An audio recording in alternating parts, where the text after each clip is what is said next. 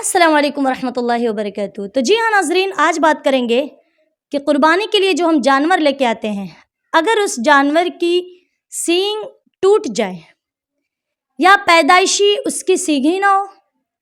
یا ٹوٹی ہوئی سینگ تو ہے لیکن بس تھوڑی سی ٹوٹی ہوئی ہے،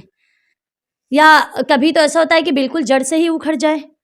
تو کیا ایسے جانور کی قربانی کرنا جائز ہے یا نہیں جائز ہے؟ ساری چیزوں کو دھیان سے دیکھیں۔ اسی لیے ہم نے سارے عیب کے لیے صرف ایک ویڈیو کو ہی بنایا، ایک ہی ویڈیو میں ہم نے ساری چیزوں کو نہیں بتایا ہے۔ تو سب سے پہلے دیکھیے، اگر جانور کی سینگ کی بات کی جائے تو کوئی ایسا جانور ہے جس کو پیدائشی سینگ ہی نہیں ہے، پیدائش سے ہی اس کی سینگ ہی نہیں ہے، تو ایسی صورت میں وہ جانور ہے اس کی قربانی جائز ہے اور بالکل کر سکتے ہیں۔ اب بہت بار ایسا ہوتا ہے کہ جانور کی سینگ تو ہوتی ہے لیکن وہ ٹوٹ جاتی ہے، یا کبھی کبھی جو اس کے اوپر کا جو کور ہوتا ہے، یا یہ کہتے ہیں جو کھول ہوتی ہے،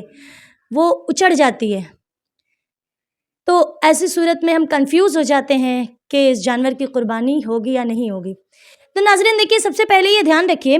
کہ اگر صرف سینگ تھوڑی سی ٹوٹی ہوئی ہو یا کھول اوپر سے بس اچڑ گیا ہو اس کا، تو ایسی صورت میں وہ جانور عیبدار نہیں مانا جاتا بلکہ اس کی قربانی ہو جائے گی۔ لیکن اگر سینگ بالکل جڑ سے ٹوٹ گئی ہو اور اس کا اثر دماغ تک ظاہر سی بات ہے پہنچتا ہے، تو اگر سینگ بالکل جڑ سے ٹوٹی اور اس کا زخم جو ہے نا، ٹوٹنے کی وجہ سے جو زخم ہوتا ہے، اگر وہ زخم بھی موجود ہے،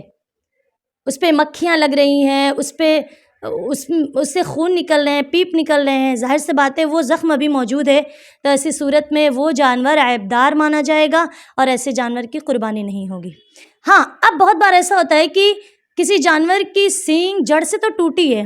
لیکن ٹوٹنے کے بعد وہ جو زخم ہوتا ہے اندر، وہ بالکل بھر جاتا ہے،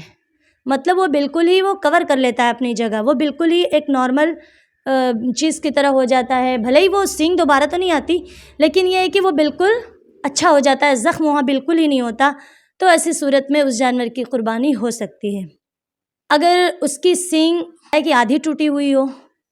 یا آدھی سے کم ٹوٹی ہوئی ہو، تو ایسی صورت میں بھی اس جانور کی قربانی ہو جاتی ہے۔ اور بھی مزید اس طرح کے سوالات کے لیے آپ ہمارے چینل سے جڑیں۔